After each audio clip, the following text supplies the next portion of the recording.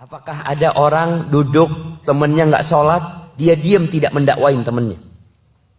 Dia mengatakan, antum kenapa nggak ajak teman antum sholat? Di tempat kerja mungkin, di kantor. Ustaz, saya nggak pernah di pesantren Ustaz. Nggak ada urusan pesantren, nggak pesantren. Antum tahu nggak orang yang sholat ini diragukan keislamannya? Dosa meninggalkan sholat ini lebih parah daripada memperkosa. Daripada merampok. Meninggalkan sholat itu diragukan keislamannya. Antum diamkan teman antum. Ustaz, ana bukan Ustaz. Nggak ada jamaah. Antum bakal ditanya sama Allah Azza wa Jalla.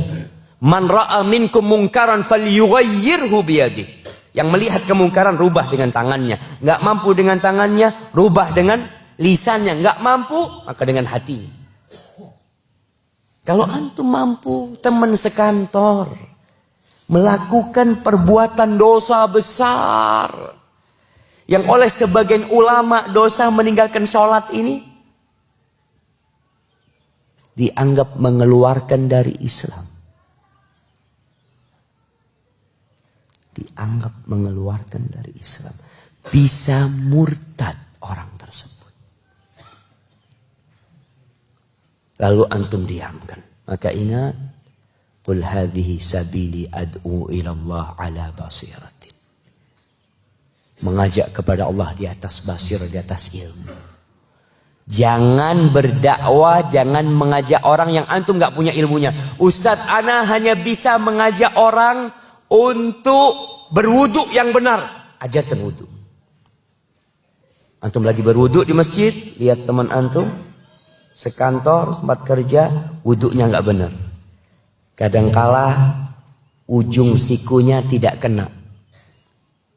Kenapa nggak kena? Karena memang bajunya itu dilipat nggak sampai sini.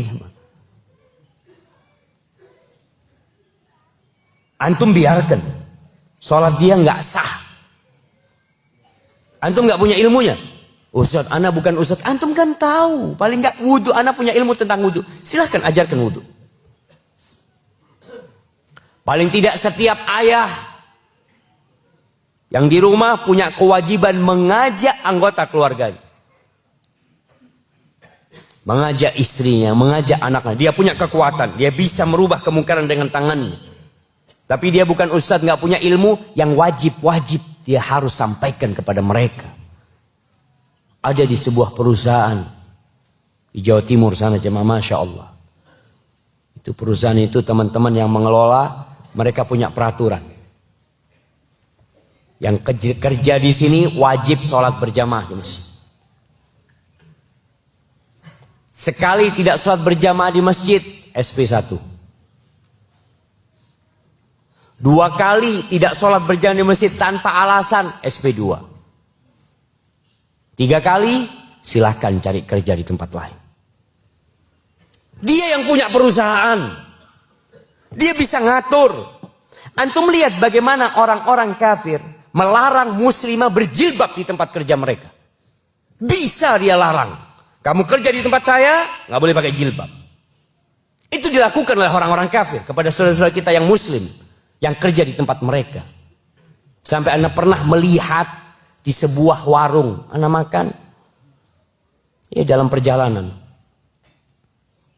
Kemudian selesai makan, pelayannya nggak ada yang pakai jilbab, pakai rok selutut mungkin, dengan pakaian yang tidak menutup auratnya. Selesai makan, ana mau ambil wudhu, mau sholat. Di situ ada pintu gerbang besar, tulisannya khusus karyawan, tidak boleh masuk. Yang keluar dari sana pakai jilbab, jemaah. Ajib, ngomong. Ternyata aturannya di restoran itu tidak boleh pakai jilbab. Lalu kenapa kita tidak berani memberlakukan peraturan yang sesuai dengan perintah Allah? Itu peraturan bertentangan dengan perintah Allah dan mereka lakukan. Muslim, qul hadhihi sabili, ini jalanku.